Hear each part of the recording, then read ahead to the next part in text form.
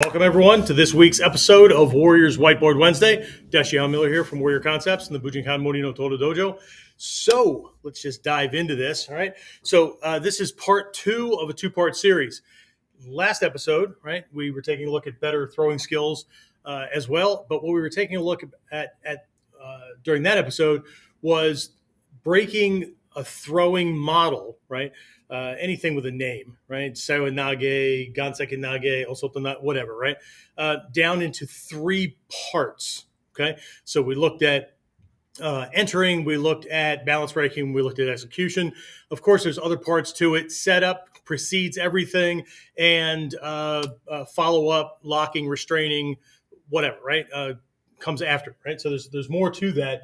But again, there's so much to this that I just decided that I would break it up into two different parts. So what we're going to do is continue on with this idea of better throws and throwing skills. But what I want to do this episode is to take a look at what started out being what I see as like the three biggest mistakes that students make. And it is, but there's going to be like 6 sections, right? So each section will have a subsection, and you'll see where this goes.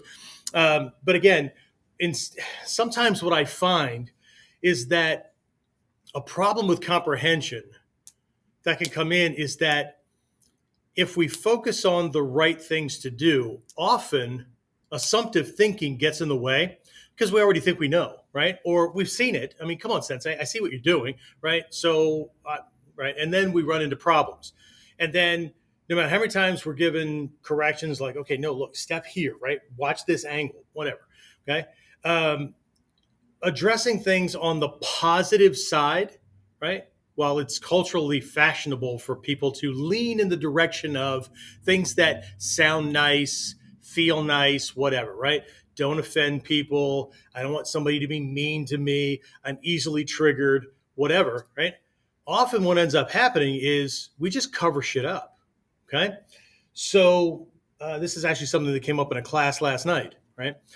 Where I took people all the way back to their initial techniques from the perspective that if you're still doing it like we taught it to you when you were brand new, you better be a teacher teaching people at that level this basic model. Because if you're halfway to black belt, at black belt, into the black belt levels, and you haven't added the principles and concepts and lessons learned to those techniques and adjusted them to make them more efficient, more effective, more powerful, easier and quicker to do, and those kind of things, and they haven't been upgraded, then there's a problem, okay? Often what ends up happening is people end up leaving it behind because, see, that lower level technique is beneath me, right? I'm this level now. No, that's still just a technique. It's a potential. It's a possibility in a self-defense situation, right? Why the hell would you allow yourself to forget it? Okay, not you guys, because you're all enlightened, right? But anyway, so what I find, right, and this comes from our Mikyo teachings as well. I've got this course going on right now called the Sanji Shichidobon of the 37 Fundamentals, or Elements Leading to Enlightenment, that really dive into some of these core lessons. And one of the truths is that a human being will do more, faster, and put more energy and resources into avoiding a negative than they will to attain a positive. And the baseline is, how comfortable are you, right? Because if that new thing would be nice, but I'm cool where I am, that would just be nice to have. That'd be really cool, whatever, right? But I'm not going to die if I don't get it. Chances are I'm not going to put as much energy into it than if I'm living under a bridge, and if I don't do something soon, right, I'm starved to death out here, okay? So I have found some of my most successful reports and ebooks and things like that I write in reverse, okay? So I just hammer at the problems, right? Okay, so please don't do these things, right? If you want to be a failure at these things, then do these, right? Here's all the keys for success on the failure side, okay? So, and while that may sound counterintuitive, it is, right? But it reaches through and pokes that part of our subconscious mind, right, that will do anything to avoid pain, discomfort, work, whatever. Okay. So, and since we don't live in feudal Japan, right? So every day we leave the house, we don't risk not coming home. We don't risk dying. It's kind of like, smoking, right? That one cigarette won't kill you, right? But 20 years worth. Okay. So we don't have an imperative need like some students that I know that live in countries where it's not going so well, or they live in parts of cities where not going so well. Okay. So what we're going to do is come at this kind of from a reverse kind of thing, right? So instead of telling you what to do, because nobody likes to be told what to do, even if they think they do, there's still this defense mechanism, right? Because ego assumes it already knows. Okay. And God forbid, don't tell me what to do if it involves work, energy, effort, discomfort, pain, whatever, because, well, that shit ain't getting done. Okay. So what we're going to do is we're going to approach this from the perspective of mistakes. So last week were the constituent parts that we need to manage on the way through. This is the same stuff. But what we're going to do is take a look at several reasons, not all by any means, but three of the biggest reasons that people's throwing skills aren't what they could be, or because that caused the throw to fail as we try to do it at any one of those stages I gave you in the last episode. So if you haven't seen that one, you're going to want to check that one out. And then we're going to take a look at three subsets, three things that actually condition some of those as well. Okay. I know it's going to seem like a lot, but what I'm giving you is a list. It's a checklist. Okay. Next time you're working on your throws, something's not working, go down and check off the things that, doing that, doing it. Oh, shit, forgot that one. Okay. So anyway, if this doesn't work for you, that's okay. Click off, go to the next video. All right. So anyway, all right. So we're just going to dive right into this. Okay. So the three big mistakes are that, right? And we're talking about the student who the throw's not working, right? So they're not controlling. Nope, sorry. Should probably put the big operative word right here, right?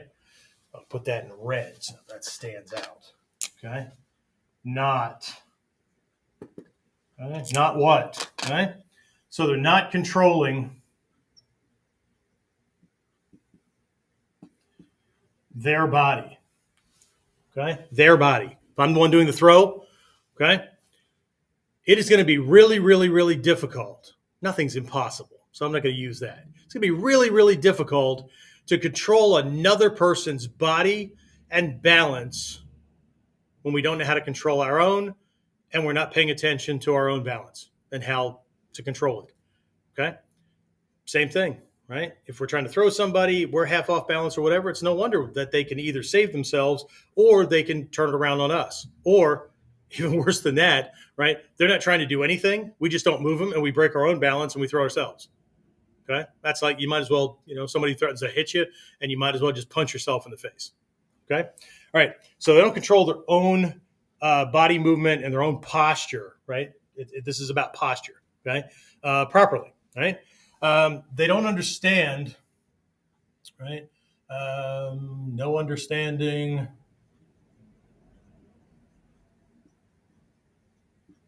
of the science of balance.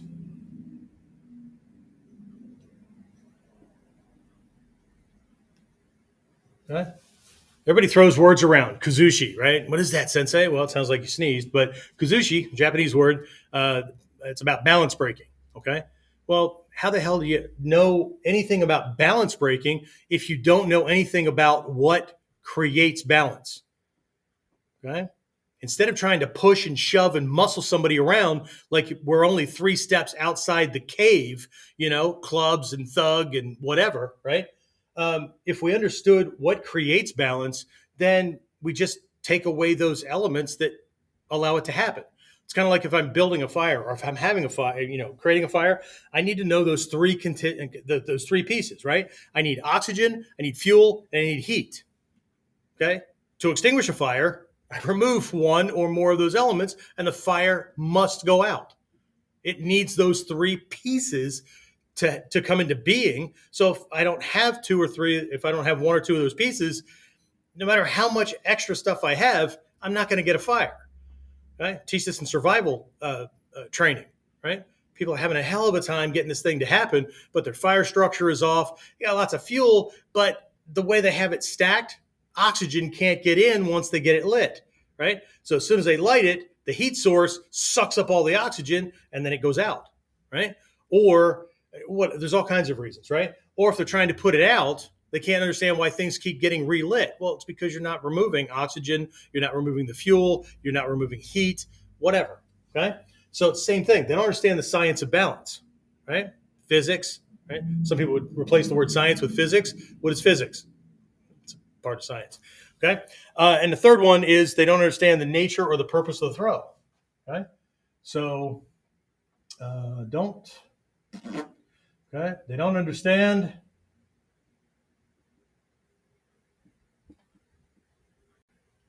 the throw they're doing, the purpose of that throw, what makes it happen, what just naturally allows for that to happen. I'll give you a for instance here, and I may mention it again farther down, right? There's this throw. I think I might have mentioned it in the last episode. This throw, you often see it in judo and jiu-jitsu. We even have it in our art, but it's not one of the kihon, right? But it's called seoi nage, okay? Seoi nage, right?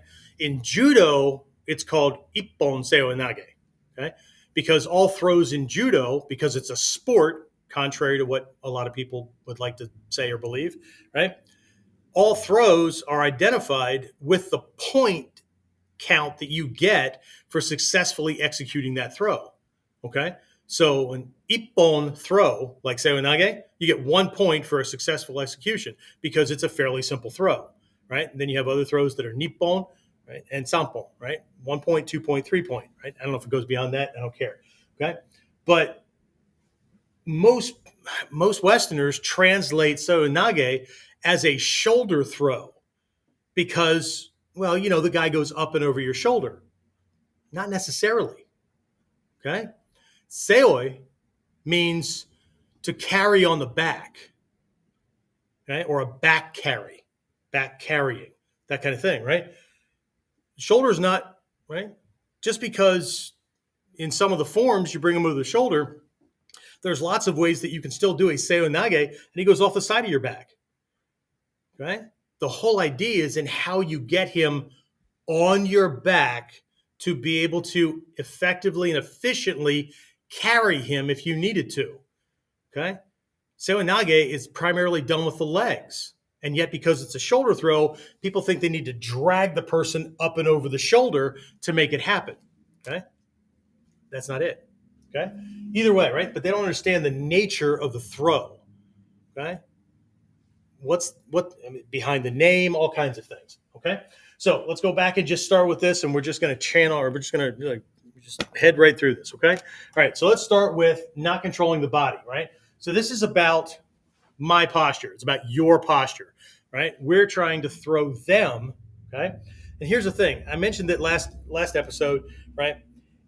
If we could get out of the thinking of throwing somebody, right? Because, if we've been in sports, baseball, football, basketball, whatever, there is effort in launching this thing that we're throwing, okay? But see, I find it much more helpful. You may not, but I find it much more helpful to think of throwing. It's a bad translation. Not that the word nage doesn't mean throw or whatever, to toss, to throw, to fling, whatever, right? But I'm using leverage and inertia and certain core elements to allow him to throw himself. I'm catching energy already in motion and either sending it along the same line or redirecting it. Or, even better, if I understand the science of balance, it's not a matter of picking this guy up and throwing him, because I have to be strong enough, big enough, have leverage on my side, all that kind of stuff, right? Part of it is taking away what allows for stability, what allows for balance, okay? So instead of thinking about throwing the person, how about if I just think about creating a situation where he cannot stand up, and inertia and gravity these natural laws have him, not me, right? I'm just kind of the vehicle or the crux, right? The central kind of focal point, right? In the Gyoko school, one of our 9 schools, there are these full body mudra. For those who don't want to hear about, look at Mikyo, whatever, just plug your ears at the moment and then listen a little bit till I stop talking about this, right? But in that school, at the beginning of all kata, virtually all kata, there are these full body mudra, right, that you do, and there's a mantra that goes along with it and all that kind of stuff, right? But and again, how they're done, that not a part of this lesson, okay? But one of them, right, what you are doing symbolically is plugging them into the universal, into God, making them face God, whatever, okay? The whole idea is you're removing yourself and your desires from the situation, okay? And so it's not about you. You are a conduit. You're a tool for universal justice to play itself out, that kind of thing. Again, if this is too woo-woo for you, just ignore this kind of stuff, right? But it's a way to help us. Again, whether that kind of stuff is true or not, it's a way to help us understand the lesson that if my desire, my clinging, my grasping in that situation is an imperative need to win or to not lose or to not look bad or to not fail or whatever, then I'm not in the moment, right? I'm not paying attention to them. My fears and my desires and my arrogance and whatever is what's leading, okay? And as they say, pride goes before the fall, right? Okay. All right. So let's jump into these, right? So we'll start with the body and the posture and all that, right? So about me, okay? And these things will correlate to the things we did in the last episode. You just need to kind of match them up at the different phases, because again, last episode was about the entering part, right? So he can't stop you while you're entering to catch him, right? And then we looked at catching him, seizing him, locking on, right? And so how do you do that in a way that he doesn't resist or can't resist in a way that stops you, right? And then how do I execute the throw in a way that he can't save himself? He can't catch himself. He can't jam it up, whatever. I don't throw and compromise my own balance, those kind of things, right? So again, 2 sides to the same coin, just like our mandala, right? You got reality. Here's 2 sides to it, whatever, okay? So first one. Okay, so the first one is that they don't, when I say they, I'm talking about an unenlightened student. Of course, we're all just examining that because ego doesn't like to know that it's about me and you, right? So, okay, but I'm going to change they to we, right? We don't manage our posture or our position both on entering and throughout the whole thing, okay? So there's a couple of ways that kind of thing happens, okay? They don't keep it straight back. Okay, so I'm just writing these things out here, right? But these, remember, this is from the perspective, for those of you signing in late, this is all from the perspective of mistakes, errors. So if I write straight back, yeah, I'm telling you to keep your back straight, okay?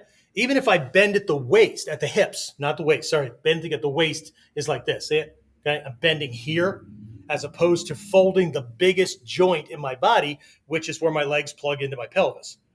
Okay, it's much easier for the body to still be sound and on balance as long as I don't pitch out.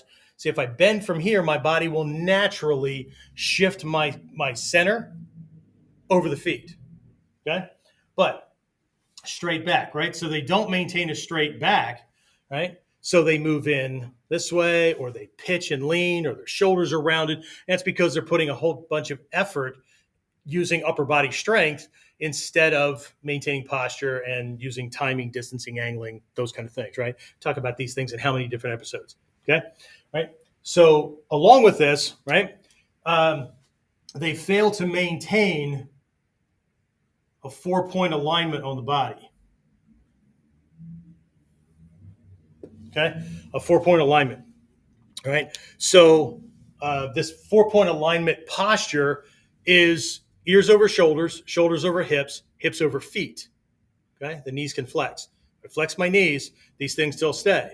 But if I'm standing here and my ears are out here and my shoulders are down and rounded and my hips are flat, then shit, I'm that close to falling down all by myself. Okay. And the last one is, again, straight back, maintaining good alignment, right? But they don't remember that their hips need to be below his. Okay. Your hips are the fulcrum. Okay. If I drop my hips, if I flex my knees and I drop my hips, I get closer to the ground. So this is like, I'm going to use old guy car references, right? This is like being in well, I use new ones, right? This is like being the difference between being in a Maserati or a panel van or a delivery van, going at a decent rate of speed and hitting a sharp turn. Okay.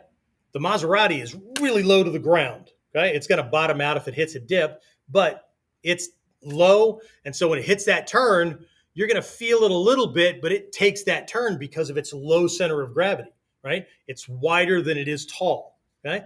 That panel van, same speed on that turn, inertia is going to grab it and yank it right off the road surface. Okay. It's going to go for a little tumble.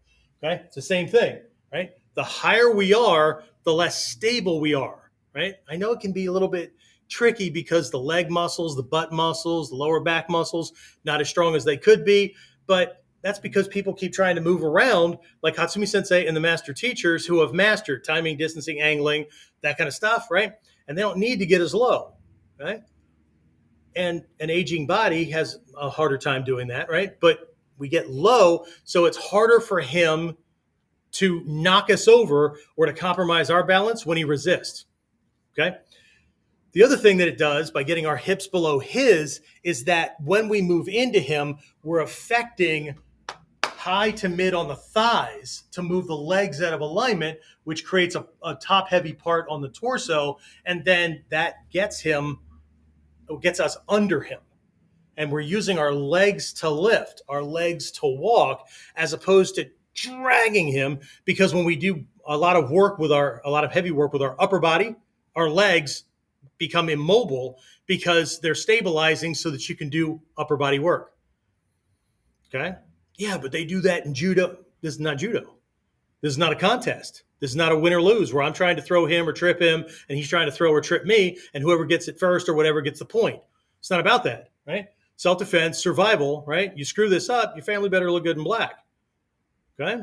So we need to be careful. Okay. So again, I need to control my body. Okay. So big mistakes. They're not maintaining a straight back. They're not maintaining this 4-point alignment posture. Ears over shoulders, shoulders over hips, hips over feet. Okay. Even if I bend at the waist, I still have this anatomically straight ear, shoulder, hip kind of alignment, and my center shifts back over my feet. Okay. As opposed to pitch. Because if you try to do that by just folding without shifting your butt back to move that center, you'll just fall over on your face, which personally I would pay to watch. Anyway, all right, so let's break this down a little bit further, okay? So there's a lot of other things that could be in here as well, right? Like that when it comes to movement and some of this stuff, it'll end up farther down here, right? They don't have good weight distribution and or their feet aren't under center and whatnot. So what ends up happening is when they walk, they've got this side swaying or this front back pitching or this bebop kind of thing going on. And while it looks cool, really tough to move in a way where he can't perceive things. So this is still about our posture, okay? So 1A here is they telegraph, right? Because of piss poor posture and body movement, right? Because if our posture's off, our balance is off, okay? Well, I haven't fallen down since I don't lose my balance. Yeah, it's because you have all these extra muscles in your body firing to work with whatever posture you've given it to neutralize the force of gravity on you, okay? So one, you're working harder, so freedom of movement's going to be harder, okay? And two, you're in a constant state of trying to adjust to not fall down, okay? So you're not like the kids' little building blocks that if you stack them straight, right, in alignment with gravity, you can get it way higher, okay? But because everything is kind of off and whatnot, You're playing Jenga, not you, because again, you're all enlightened, right? Playing Jenga, right? If you know that game, right? All it's going to take is the right one at the right time, and that house of cards is just going to collapse. Okay. All right. So with this one, again, they telegraph. Okay. Okay. They telegraph. Sometimes people call it a tell, whatever. Okay. And this happens in many different ways. A couple of episodes ago, we talked about, we had 2 classes back to back on controlling his perceptions. Okay. You can't control his perceptions if what you're doing, right, just gives things away. Right. Now, if I understand that those things give things away and give him certain feedback, and my body movement is correct, then I can do that on purpose. The problem is that people are trying to do that with crappy body movement. And so while they might be doing something that gives them a piece of information, their body, in an attempt to step, does a bunch of other things. And so they don't get the result they're looking for because everything's not going in one direction. Okay. It's just off. Okay. So their movement or whatever, telegraph. So we'll take a look at 3 different ways that we can telegraph on the way in. Because if we telegraph at any point in here and his brain can figure out what we're doing, it'll lock down the parts needed to stop that thing that you're trying to do. Okay. And he'll do it subconsciously, unconsciously. Long before he realizes what you're doing, his body will have already either stepped or whatever to neutralize this thing that you're doing. Okay. It can't know what you're doing when you're doing it. Right. All right. So one of those things goes right back up here, right? So they don't move directly. Right? What that means is there's no, not that there's no, right? They don't move directly. So what ends up happening is because they don't move from their hips down, from their knees down, when they take a step, this happens. I'm going to step with my right leg. So it's on the left side of your screen, right? Okay. So I'm going to move my right leg and I'm going to move the way a lot of people do, right? Most people do. Okay. So what ends up happening is, do you see that? Okay. Maybe not, because our brains neutralize what we're used to seeing. But if I don't use my legs to move well, see what happens? My weight has to transition over to one leg to free up the other one so it can take a step. And this side movement breaks his eye line and he can see it happening. Okay. As opposed to being right balanced and centered on the legs so that I can move straight in. Okay. Straight in. Okay. So you're probably seeing a little bit because I'm actually standing offline with the camera. If I were straight on, right, it's going to look different as opposed to this kind of swing kind of thing that goes on. Okay. Anyway, so they don't move directly, right? So that breaks the eye line. He can see you moving. Okay. They look in the direction, right? So they tell with their eyes. Okay. So let's say I'm going to do ganseki nage or whatever. And this goes for punching and kicking too, right? What they'll do is they'll look at the target or look at the thing they're going for just before they do it. Okay. And while consciously he may not pick up on that, right? Subconsciously or unconsciously, that eye movement's there. Okay. And as soon as you move your eyes, especially in something where it's a contest, right? If you've ever played that game Hot Hands, right? Where you hold your hands out like this, he puts his hands on top and you try to smack his hand before you can pull it away, right? If you look at the hand or glance at it, the one that you're going to hit, right? As soon as you do it, your partner will start to move that hand because, right? He thinks you're going to go after it. Now later we can reverse engineer that, but again, how do you control where your eyes go when you're trying to control somebody with your eyes if you don't have basic control of your eyes to begin with? Like you can't not look at something before you go for it. Right? Anyway, all right. And the third thing, again, these are a lot of it's physical, most of it's physical, but it references or it touches on psychological stuff at the same time. So the last one here is they apply too much pressure.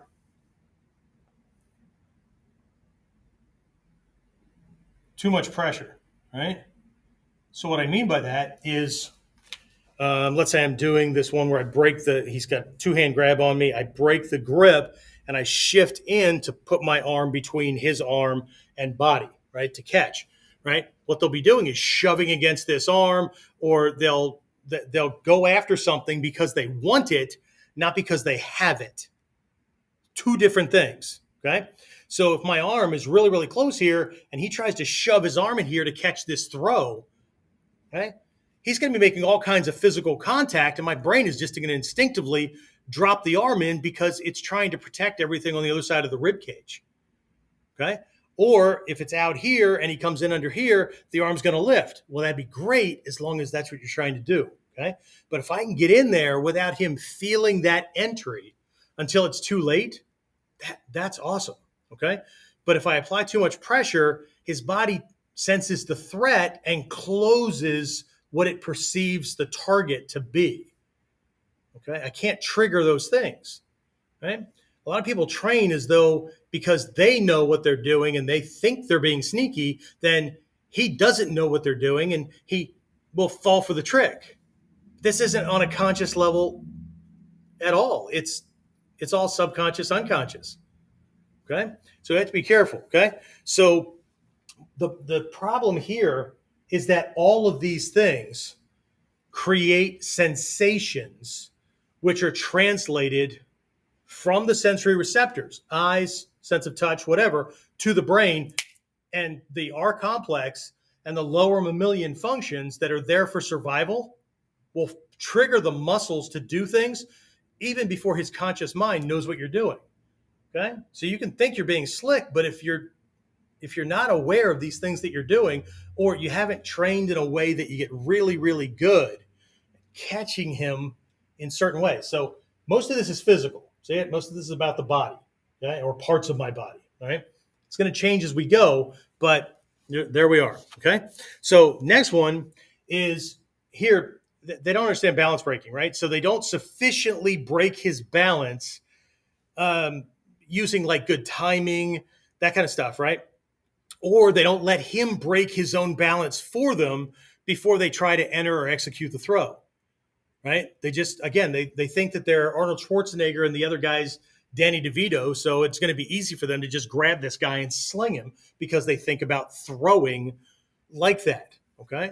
It's a whole bunch of things that go on, and some of these things I'm not going to touch on, but during this Friday's virtual class, there's their URL, we're going to be looking at some of these things, like the difference between like an open joint, a closed joint, right? Which one of us should have the open joint? Which one should have the closed joint? I don't mean between me and you. I mean between me and the guy that I'm throwing, okay?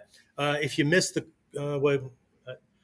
if you're in my inner circle or the Foundations of Self-Defense, well, maybe not that one, Ninpo Mastermind, whatever, the live virtual class that we did last night, we took a look at the Mod 1 lessons, some of the Mod 1 lessons, at a very, very upper level. And we're looking at creating a situation where in Mod 1, people will often ask, like, okay, I'm doing this and I'm doing this, but what if he stops this thing? Okay. Well, if I bring in principles from throwing, even if I'm not going to throw it, right? The moment I do the strike, he can't stop it because he can't see it before it hits him. And I know how that gets all screwy, and some people don't want to think about it. They can't think about it because aptitude's not high enough, or they're just so firmly entrenched in caveman style fighting, but better, right? That it's just not something that they want to put time into, right? Lots of people in the comments, if you've read any of these things, have told me to shut the hell up, put on some boxing gloves and get in an MMA or a boxing ring or something like that involve gloves and whatever, right? So everybody's just supposed to fight the same, okay? Well, shit, why would we learn 2,000-year-old fight science developed by warriors who had to worry about dying every day if some jackwagon in the 21st century just decided that, you know what? The way everybody comes out of the womb barely ahead of caveman style, and that's the way they fight, well, that's the only way to do it. Why bother? Because we need a freaking edge. We need an advantage over jackwagon thug dude. Okay. So I'm perfectly happy with these guys believing that this is bullshit. I'm perfectly happy with the guys who don't want to take the time to learn it. And I'm perfectly happy with the guys who decide they're going to quit because they're confused in the beginning, but won't spend the time to figure it out. I'm perfectly fine, because if one of those ever ends up in front of me, okay, and this is not about me being a tough guy. It's not. It's about having shit in my bag of tricks that they don't think will work, they won't even look at, or they don't even know exists. And that's the idea. Right? That's the idea. All right. So again, the big problem here is they don't understand the science of balance breaking, right? So a lot of this goes into they don't sufficiently break his balance enough, okay? And it's about how that happens, okay? So first one we're going to take a look at here is they don't understand how to move during gaps in time or gaps in his movement and that kind of thing, right? They're always trying to move him and do things. Okay. Well, if you're in aggressor mode, if you're always doing it, then he's in response mode. He's in the mode that we're supposed to be good at. He does something, we respond to it, find that opening, and then tag him, right? But if I'm the initiator, right? If I'm the one who initiates the movement, he's going to respond to that. So you've got to be like, you've got to hope that you're the faster, trickier, whatever. Okay. And maybe you are. Maybe you are today. What about 3 years from now, 5 years from now, right? When you have the flu, after an accident, you don't move so well. Okay. You hit 60, right? You got arthritic hips and knees, whatever. Okay. Careful what you put with the basket you put all your eggs into. Okay. So, again, let's see. They don't take advantage of gaps. Okay. So if I initiate a movement and he steps to catch himself, the moment between his foot breaks from the ground and touches down again, I know it happens really, really fast. But in that moment, he can't move or adjust until his foot touches down. Okay. This is in the scrolls. Okay. This is not theory. This is in the scrolls going back 2,000 years by guys who lived and died and survived, not died, lived and survived over and over and over again because they figured out what worked. Remember, this stuff that got passed on by the survivors, usually. I mean, you could be really, really good and somebody just stab you in the back, okay? But there's also this other thing, right? So they don't consider psychological gaps, okay? So in the Kihon Gata, Jumonji no Kata, right? I'm in this position. He comes in with a punch. I create that opening, come in here and pop him in the ribs to create this stall because I'm really stalling the next hand that wants to come and punch me. I hit, and I back out with my hand that kind of comes up in front of his face. That creates a stall, okay? Well, in that particular Kihon, that gives me the opportunity to back out, create more distance, reset the timing, that kind of thing, right? The kata all teach this stuff, right? As long as we can get past the step-by-step moves, it's all there, okay? But this hand to the face, right? One of the things I learned way back, and I can't remember if it was a white belt or one of the earliest Q level stages, because we only had white belt, and then we had 9 levels of green belt, and then black belt, and a bunch of levels of that, because the teachers were trying to steer us away from typical martial arts. What color is your belt mentality? Okay. So, okay, I don't remember which one it was, but the lesson that was taught was it doesn't matter if you hit him or you cause him to flinch in the same direction that the hit would have caused. You've done the same thing. The problem is that thug thinking is focused on the pain and the physical damage, not the result to the spine and the body to lock it up. Okay? Well, you didn't make it hurt, so it wasn't the same thing. Did I not knock his head? Not this way, because an uppercut knocks his head this way. If I come up from underneath his eye line, he'll flinch back this way. It creates the same thing. Okay?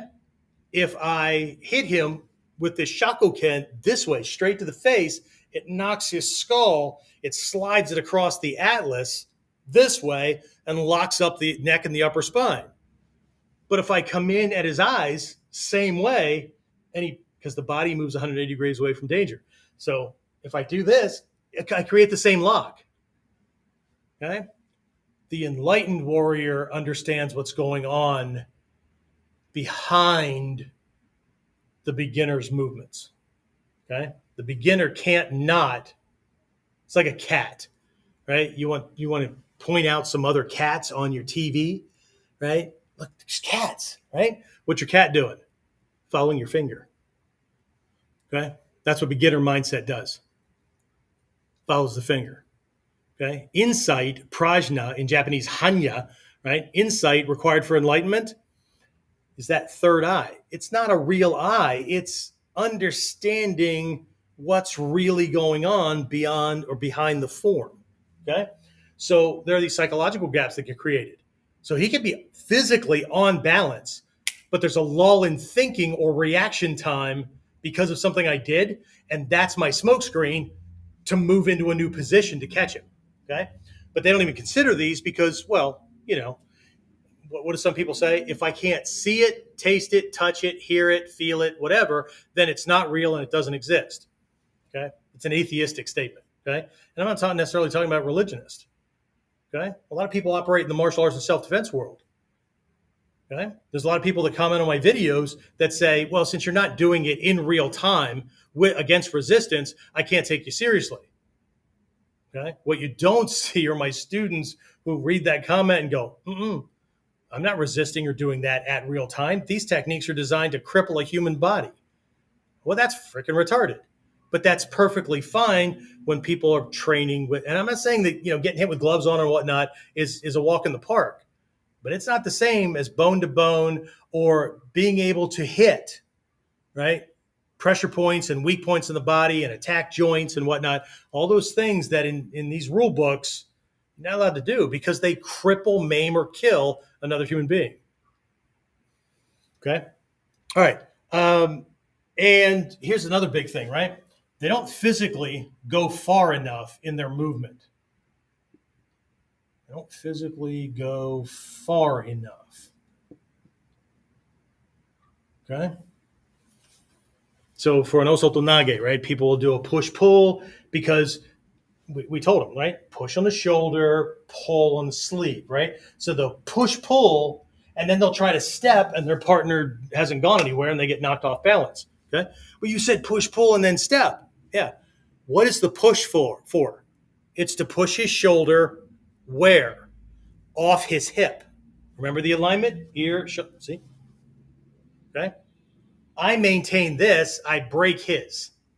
Okay?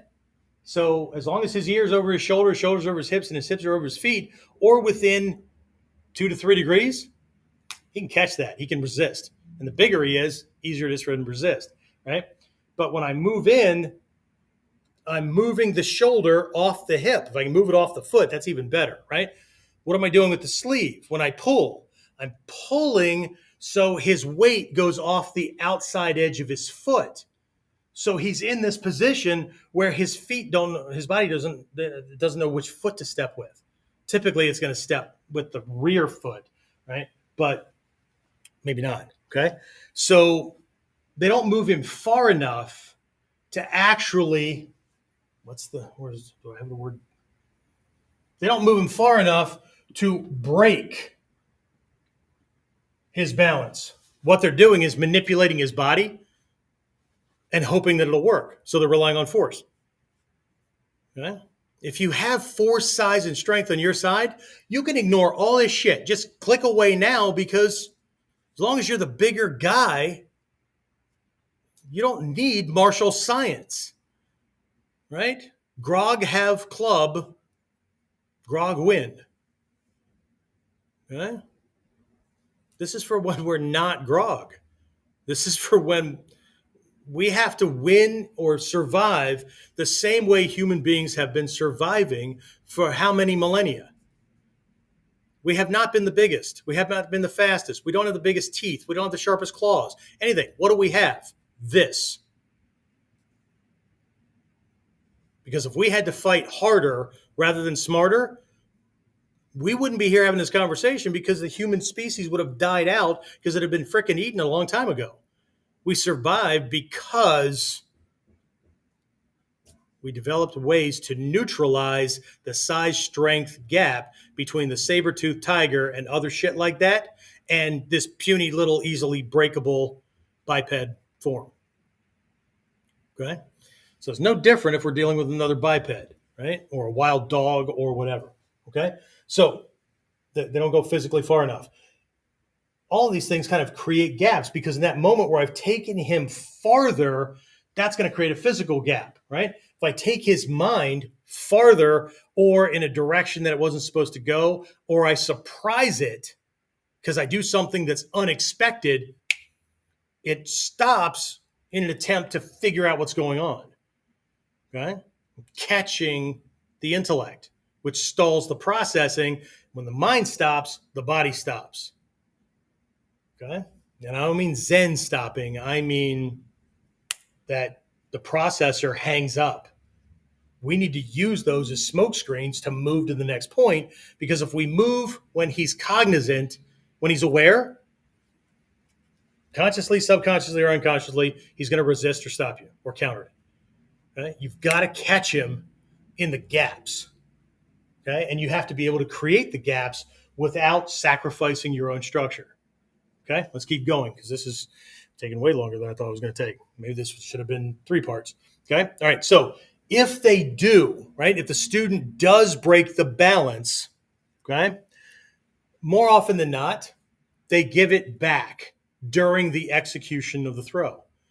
Okay? They give it back, right? And I think a lot of this has to do with, like, in the basic models are designed so both students can practice. One person is practicing the throw in a way that allows the other person to practice a roll or a break fall or whatever. 1, for safety, and 2, this is your primary basic level escape from this kind of a throw. If you're dealing with somebody who learned how to do one, but it's not on really, really great. Because if it's on really great and this guy understands throwing, during the execution of the throw, he's going to do something that removes your ability to take ukemi, or your ability to take ukemi well. Okay? And that doesn't mean it doesn't matter if he kicks you in the middle of it before you can take ukemi, or in the process of trying to take ukemi, he shifts the body so that you slam into the ground sooner than expected before your body parts got into position or whatever. Okay? So anyway, all right. So again, if they do break the balance, they give it back during the execution because they don't understand power and balance lines.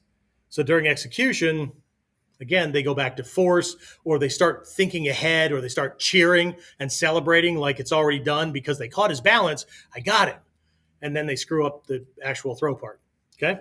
So 3 ways that this happens, right? 1, they don't move properly or directly. So their own preparatory movements allow him to catch his. Okay. So again, improper movement. Improper movement. Okay. So this goes all the way back up to this stuff again. Okay. So if I catch him, but I end up, see what I'm doing? I'm stepping and swaying to try to shift my balance before I can catch on the throw. I create a gap. Okay. So the trick here is, if I'm in motion, his body needs to be in motion. Okay. So this is the opposite of receiving. When he's in motion, I'm in motion, so that I'm creating a gap where he misses, right? But when I'm executing a throw, from the time I catch him, from the time I make contact with him, every time my body moves, okay, his body has to be moving. If I'm moving and he's not moving, then he's actively resisting or escaping because I gave him a gap. If instead of this, I do this, see, My body's moving, but my arm isn't going anywhere, which means his arm isn't going anywhere, which means his body isn't going anywhere, which means his body is righting itself. It's catching its own balance. I want to create gaps that rob him of things, not create gaps that give him shit back. Okay? So next, they don't control their joints and allow flexion that he can use. Goes along with this. I just showed that and I'll show it again, right? So there's no control of joints. Okay, so I'm going to show that exact same thing again, right? Because in this instance, with the example I gave, both of these are true. Sometimes it's not, like with, it's true with most of them, okay? But with osodonage, right? When I move, right, I'm controlling the joints so that one is pulling, right? One is closing and pulling. One is opening and extending, right? Because there's a push-pull going on, okay? So we break the balance, but if as I step, I disengage this shoulder and walk past my own elbow or hand, my shoulder's now torqued, extended, and open, and now it's weak. It's not strong, okay? With the one I was just doing with the kind of a ganseki thing, get into this position, remember what I said, if I'm in motion, right, he needs to be in motion. But if I do this, I'm in motion, but not all of me. The part that matters, the thing that's touching him, isn't. But the reason it isn't is because I'm not controlling my joint. Right? I walked away from it. Controlling the joint is once I touch him, that gets locked in so that when my body or my legs move, that can't open up. It can't do dumb things. Okay? All right. So there's no control of the joints. And the third one is they move in the, what the hell did I just put up here? I think I missed something. Anyway, it's all right. Okay. So this is kind of out of place at the moment. Okay. So the last one here is they move in the wrong direction. Okay. So they don't use proper balance lines. Okay. Improper balance lines. Okay. So here's an oversimplified way of looking at balance lines. I know I have this in other videos. I'm going to steal this line here. I move these things out of position here. Anyway, all right. So let's make a foot. A little tabby foot. Oh, no club feet. Proper arch. Big toe. Holy crap. Anyway, 1 foot. Okay. And another foot. Okay. 2 tabby feet, right? Okay. So we have 2 lines. Power line runs this way, connects the shoulders. It's harder to knock us off balance this way, right? Because it's easier to step, right? Your legs move better that way, whatever, okay? It's harder to knock us off balance that way than it is to knock us off balance in line with our sternum and spine, this way, okay? Because there's nothing in front of us. We're not a 3-legged stool, okay? We have to step to catch ourselves, okay? Side, you can sink, drop your hips in there, and we've got a support, a leg on either side. If I'm pushing in this direction, he can stiffen up this one to keep me from pushing. If I push in this direction, he stiffens up this one to keep me from pushing, right? We push this way, or that way, okay? You've got to step or adjust, okay? So this is the power line, and I don't care how the legs are. If they're stacked from heel to heel, that's the power line.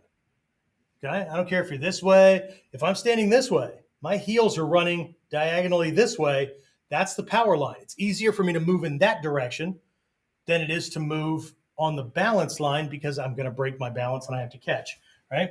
So it's the same thing. Now, my students get a balance breaking worksheet that gives them the beginner stuff, but later for upper, intermediate, advanced students, this changes based on the weight, which leg the weight is on predominantly and how much. And then, right, you're either going off from the ankle bone through the big toe, or what the balance line shifts, right? It's just the way human beings are built. Okay, but this is a good place to start. Okay, looks like that. Okay, this line is the line that the feet are on. So just make a plus sign. Okay, but again, later on, after you're out of the beginner stages and you can do this 8 or 9 times out of 10, then you have to start looking at this from the perspective where this is true if the weight is 50-50. If the weight is 60-40, 70-30, whatever, the lines start to shift, right? The balance line, not the power line, the balance line shifts along different, just slightly off, okay? But again, you can't look down at the feet to see it. In the beginning, when you're learning it, you do that, but you have to be able to do this by feel. You have to know where things are just by sense of touch, okay? So at a certain point in your training, your sense of touch takes over as your primary sense in a combat situation. It supersedes the eyes because the eyes are easier to fool than your sense of touch is, generally speaking, okay? All right, so they move in the wrong direction, and then what ends up happening is, let's say I need to throw the guy this way, and I overturn and throw him this way, and now I've given him more space and distance and whatnot. He throws a leg out there and he catches himself. Okay, what I need to do is throw him in a way where the balance line is such that his brain at a subconscious, unconscious controller level doesn't know which foot to move. So what you'll often see if you watch any of the demonstrations that I do with the shidoshi, who are really, really good at catching their balance, right? Sometimes when I catch their balance, they don't get dumped and thrown. Their body springs both feet, boom, to the new position. Because I broke the balance off both feet, but they've conditioned themselves that something has to move, but both move. Okay? And they're doing it in a way to get the hips back up under the shoulders, or the shoulders back over the hips, and reestablish that straight back. But in that springing moment, that's when I change and take them because they're not on the ground yet. Okay? Their feet aren't on the ground. Okay? But I have to know that. There's a feel to all of these things. Right? Anyway. All right. So the third one, very quickly, they don't understand the nature of the throw. Okay? So let's see. Did I even put all this stuff down? Uh-oh, maybe I didn't print out a third page. Anyway, so they understand the nature of the throw. Okay, so and this is per throw. Okay, so we'll just keep the red going here, right? So one of the things that goes on here is they don't use body movement to create the throw. They're trying to use power and strength. Okay, so they use force. Right? Rather than physics. Okay? Physics is all this stuff here. Okay? Balance line, power line, catching time, gaps, those kind of things, right? So instead of doing natural walking in the right direction and stuff, again, they're trying to force things to happen. Again, they don't understand a throw. If you were on at the beginning of this, I talked about that throw that shows up in judo and a bunch of places, seoinage, right? A simple mistranslation can have someone trying to do the throw incorrectly. Okay, so seoinage, right? Nage means throw. Again, it's very often mistranslated as shoulder throw because in a lot of the forms, the person goes over your shoulder. So what people end up doing is entering to try to do it with their shoulder. But the word seoi means what? For those of you who are on from the very beginning, it means back carry. It means it refers to carrying something on your back in a way that your legs can do things, right? So the legs, the hips lower than the hips, right? It's over here. My hips lower than his, levering against the thighs, levers him so that he ends up on my back, and then I'm positioned directly under that weight. So I should be able, if I'm in the right place, folded over, I should be able to do squats with him on my back. Okay. I have a student that's 350, 375. Okay. And he's way taller than me, 6'1", 6'2", something like that.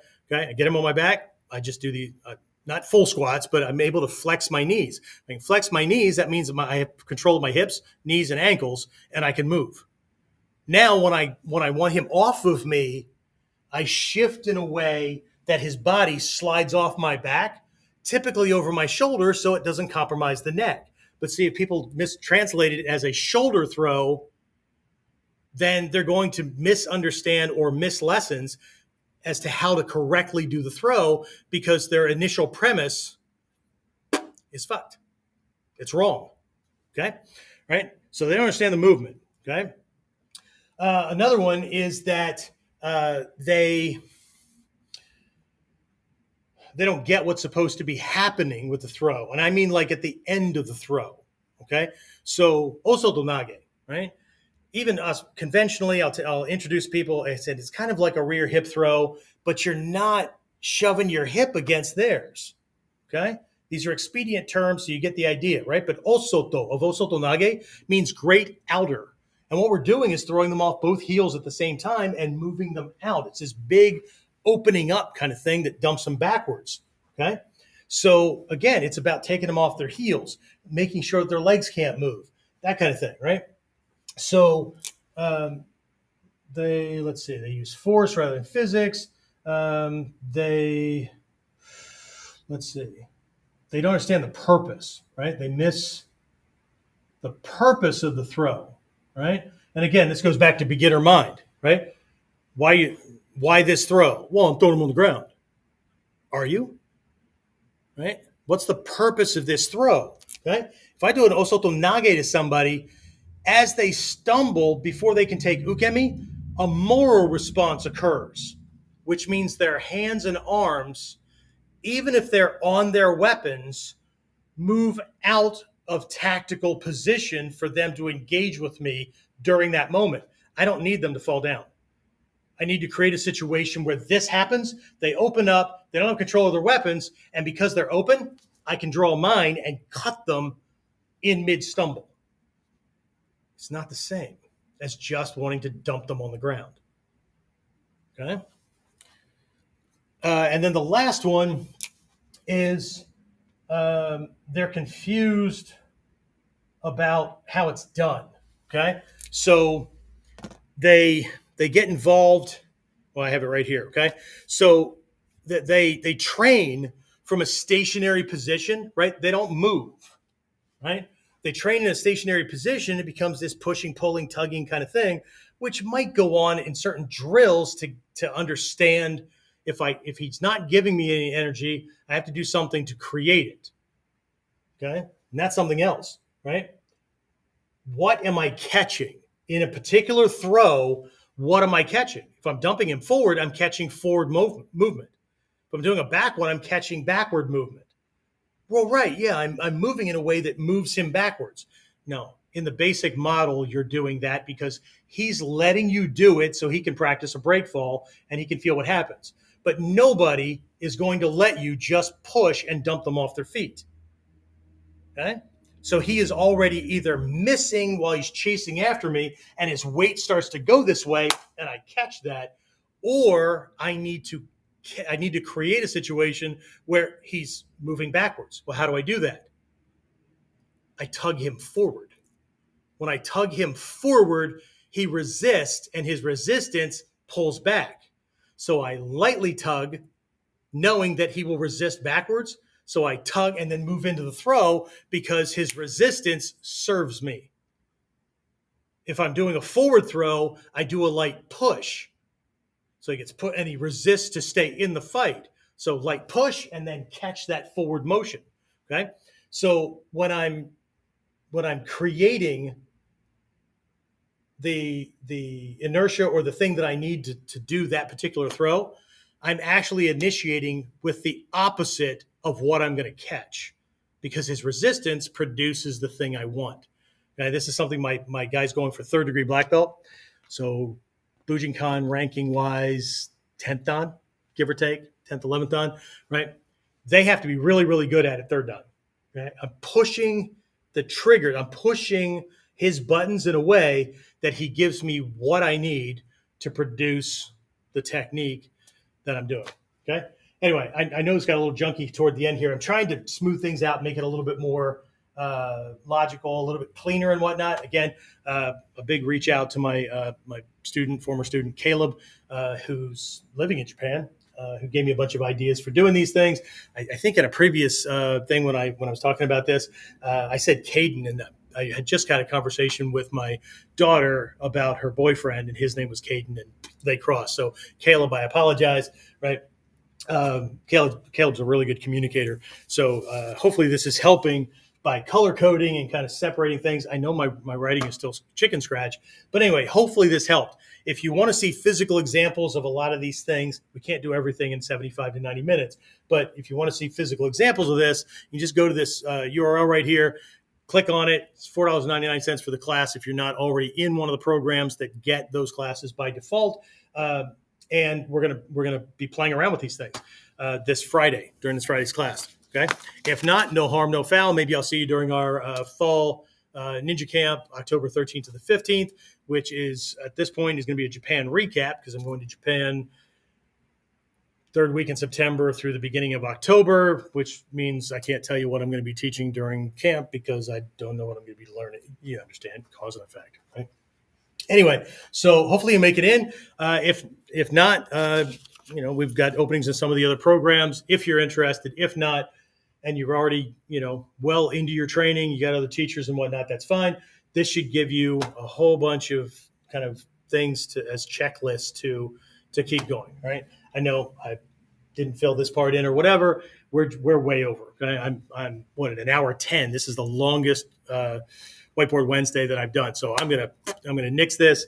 And so if you have any questions, you can post them in the comments. If you have a favorite throw, right, or whatever. I particularly, I personally don't like the idea of having favorites because then I'm kind of a one-hit wonder or whatever, and I'm always trying to do the favorite. I'm always looking for opportunities to do the favorite, and meanwhile, I'm missing other opportunities.